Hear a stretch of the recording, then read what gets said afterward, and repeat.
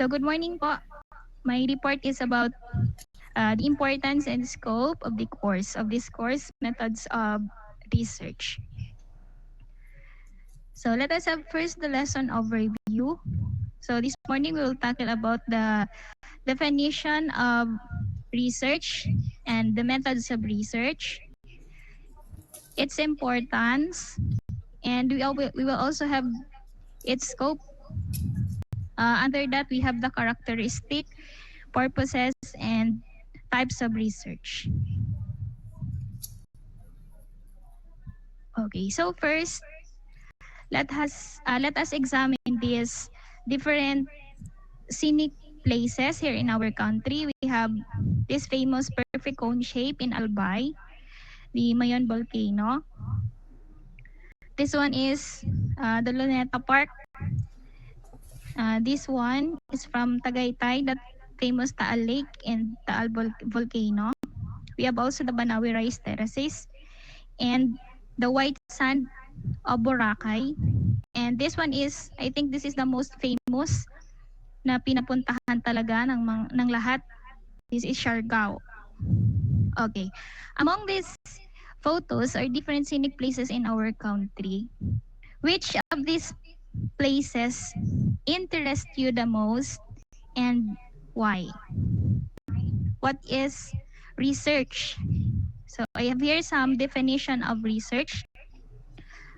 First, research is a systematic investigation of sources or materials undertaken to discover or establish facts and principles. Second, research is a process of systematic inquiry that entails collecting, analyzing, and interpreting information to answer questions or solve problems. So in here, nabanggit po yung word na systematic investigation. Ano po? So this means that in research or conducting a research, there is a step-by-step procedure. Ano po? So this is the methods. Ano po? Same here is in every school discussion. Ano po? So we have this step-by-step or plan to follow. Ano po? For us or for the teacher to have or achieve his or her goal in the entire session. Okay, another one is, it is a process of executing various mental acts for discovering and examining facts and information to prove the accuracy or truthfulness of your claims or conclusion about the topic. So there is a process of discovering facts. Siyempre, ang aalamin natin kung ano yung totoo. Kung gaano siya katotoo para we will not just jump into conclusion na ay ganito siya, ay ganun siya. Okay. The same way doon po sa pinakita kong pictures kanina, I asked you a while ago kung which of those places capture interest the most. Ano po? Or bakit doon kayo mas interesado? Bakit yun ang gusto nyong puntahan or maybe puntahan? Or pwedeng bakit gusto nyo doon? Or pwedeng bakit doon kayo nagandahan? Ano po? Okay, so this is that is an example of a simple research. You need to find how accurate and how true na maganda doon sa lugar na yun. Okay. So, in our daily lives, we have this sinasunod tayong methods. Even in our class discussion, we have these learning plans or lesson plans to achieve our goal. So in research, we have these methods of research. So it is the systematic. Ayan po, nabanggit na naman ang systematic. So therefore, it is a step-by-step procedure. systematic and rigorous process of designing. Yan, when we say designing, katulad ng sa ating early teaching methodology, we have this design or approaches that can also assure that we cope up with this called diverse learners. Yung kung ano yung approach na suited sa lahat ng learners. Kasi hindi naman lahat magagaling.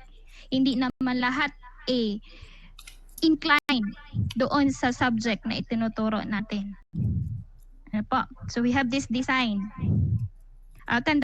Conducting, analyzing, and reporting research. So it involves choosing and applying appropriate methods and techniques to collect and interpret data, as well as evaluating the validity, reliability, and ethical implication of the research findings. When we say ethical implications po, ito yung sinasabi na they can significantly impact on individuals, the community, or the society as a whole. Okay. So let us know why is this course or the research methods important. Number one is it provides a clear and logical framework from conducting and evaluating research. Ayan. So in conducting research daw, we have this framework. Hindi natin basta-basta na ay ito yung gusto kong pag-aralan or ito yung gusto kong topic. Hindi tayo basta-basta mag-jump doon sa gusto natin. So, same way doon sa mga places kanina, syempre, magtatanong-tanong tayo kung although nakita natin na maganda siya, interesting siya, we have to deal with its accuracy. Magtatanong ka if it is true na maganda ba talaga doon sa lugar or accommodating ba talaga doon sa lugar. So it is this one, itong una po, it provides a step-by-step guidance on how to design and conduct the research. So it helps the research stay focused on their objectives. Okay, ibalik po natin doon sa classroom discussion. We have this lesson objective. So this means hindi tayo lalayo doon sa goal natin. Doon lang tayo nakafocus sa objectives natin. Kung ano yung gusto nating ma-attain or ma-achieve na goal is doon lang po tayo. Second, research methods daw, it ensures the quality and credibility of the research. So dito same way, this is meron din tayong process dito like peer review or rigorous methodology are used to verify the accuracy, reliability, and validity of the findings. So para makatulong sa atin to build trust in the result, not just jumping into conclusion na ay ito maganda ito. Ano po? So we have to consider or to consider its accuracy. Kung totoo ba siya, kung gaano siya katotoo, and if it is reliable and valid. Okay, last. Research methods, it facilitates the advancement and dissemination of knowledge. So it leads to a richer understanding of some complex issues and more informed decision making in various fields. When we say advancement of knowledge, it allows the researcher to systematically build upon previous study. So there is a process also. In dissemination naman, it refers to the process of sharing research findings or promoting new discoveries. Kaya nga tayo po may kinakandak na study or research just to promote new discoveries. Ano po? Okay. So also, we have to consider the characteristic of research. Number one, yan, nasabi na po natin kanina, it should be accurate. Okay, so accuracy, it must give factual and exact data in which should be correctly and appropriately documented or acknowledged. Yan. So, kung gaano siya katotoo. Oh, okay. Next is the objectivity. So, it must deal with facts and not with more opinions arising from assumptions, generalizations, predictions, or conclusions. So, iyan. So, sabi natin kanina is mahirap kapag marami tayong or nagbe-base tayo doon sa mga iba't ibang naririnig natin without further investigating or finding that if it is the truth. Next is timeliness. So it must work on a topic that is fresh, new, and interesting in the present society. So dapat daw yung one of characteristic of research is yung present na i-encounter or some problems that encounters in of the society. Okay, next is relevance. Its topic must be instrumental in improving society or in solving problems affecting the lives of people in a community. So the research must be relevant. Ano ba yung magiging or maitutulong niya to improve the society? Clarity. So it must succeed in expressing its central point or discoveries by using simple, direct, concise, and correct language. So dito po sa clarity, we have to consider our audience. Now, for example, ang research natin is doon tayo sa mga, or involve ang mga people na hindi naman talaga, what do you call this? Yung like for example, sa technology. So, ibabagay natin kung ano yung klase ng language na gagamitin natin.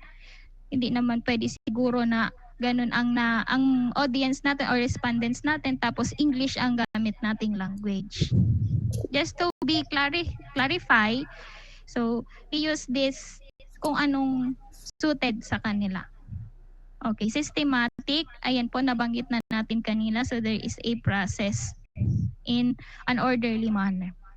Yung ethical, the same with, so how will impact the individual or the community or the society as whole. Okay, so the purposes of research naman, ayan, ano yung mga purpose niya? First is to learn how to work independently. Ayan, bakit kaya yun ang number one purpose ng research? Okay, so siguro is for us to improve ourselves and to learn more. Ano po? Next is to learn how to work scientifically or systematically. Ayan. So there are some other times na dapat may mga scientific basis tayo or dapat nasa step-by-step procedure pa rin. Next is to have an in-depth knowledge of something. Okay. So dapat or magkaroon pa tayo ng mas malalim na kaalaman ano po about something since we are conducting a research or discovering something to elevate more mental abilities. Okay, so may connection siya sa number 3 since of course we have to discover something, so we elevate our mental abilities in here. 5 is to improve your reading and writing skills.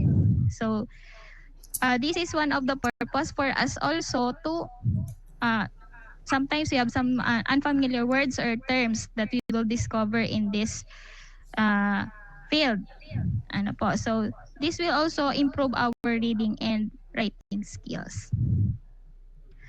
Next is to be familiar with the basic tools of research and the various techniques of gathering data and presenting research findings. So dito is ay later on po meron tayo dito dun sa types of research. So may mga basic tools po doon na pwede na mai-encounter natin. Ano po? So depende po kung ano ang suited doon sa ginagawa nating study. Okay, sa types of research naman po, we have these three. Based on application of research method, based on purpose, and based on types of data needed. So based on application of research method, if it deals with ideas, principles, or abstract concepts, it is pure research. So when we say pure research, it is, yung questions niya is more on what is this, how does it work, ano po. So this type of research may increase knowledge about a particular subject with its nature of discovery and application.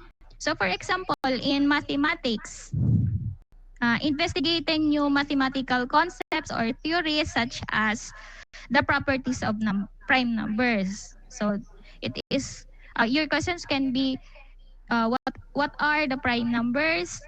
How does it work? Or how can you say that this is a prime numbers? Okay, so that is a pure research. So on the other hand, if it deals with societal problems or issues, it is applied research. So therefore, dito po sa applied research, there is an application with a specific field. Ano po? For example, in education, nabanggit ko na po ito kanina, kung anong mga approach ba ang gagamitin just to improve the learning outcomes of the student, or saang particular subject ba sila magaling, or anong approach ang gagamitin natin doon sa mga subject na nahihirapan sila. Okay, another one is halimbawa sa medicine. So the testing nga of effectiveness of a new vaccine for treating those viral infections or outbreak. So that is applied research. Second is based on purpose. We have this descriptive research, correlational research, explanatory research, exploratory research, and action research. So in descriptive research, we're going to describe something. Dito naman po sa correlational, we have these two so-called variables. We are going to study their relationship or connectedness of those two variables. Sa correlational research po, we have the positive and negative correlational. When we say positive correlational, if yung value ng isa ay nag-increase, so therefore, the other variable will increase. Example, if you have a student that study hard, and therefore, it will tend to have a higher grade. So that is an example of positive correlational. Yung sa negative naman po, halimbawa yung noise level sa klase and one's ability to focus in the discussion. So therefore, we have this negative correlation kasi alam natin na hindi talaga makaka-focus kapag maingay sa klase. And this one naman yung explanatory and exploratory. When we say explanatory, this is sometimes called the causal research, wherein it focuses on the reasons behind the occurrence of something and on the present or future effects of such happening. While in exploratory naman, this is sometimes called as formulative research, wherein we are going to discover some things. Ano po? And etong action research, ayan po yung sabi nga ni ma'am na gagawa tayo niyan. Ano po? So this type of research, since sabi dyan action, so sometimes this is an ongoing studies or practice of pwedeng sa school, sa organization, or in community. But sometimes this is ginagawa na talaga nung mga nasa tawag dyan yung mga tulad natin. Okay po. Okay. So last is based on types of data needed. We have this qualitative research and quantitative research. When we say qualitative research, this is non-numerical data. Ano po? And on the other hand, quantitative research, it involves measurements of data that presents research findings in reference to numerical forms. Now, doon sa last po ng purpose natin, nabanggit doon ang basic tools. So in this quantitative research, meron na tayo dyan ng mga sometimes yung tinatawag natin as statistical tool, depende po sa study natin kung ano yung mga gagamitin natin kapag nasa quantitative research tayo. Okay po. Okay, that's the end of my report po. And these are my references.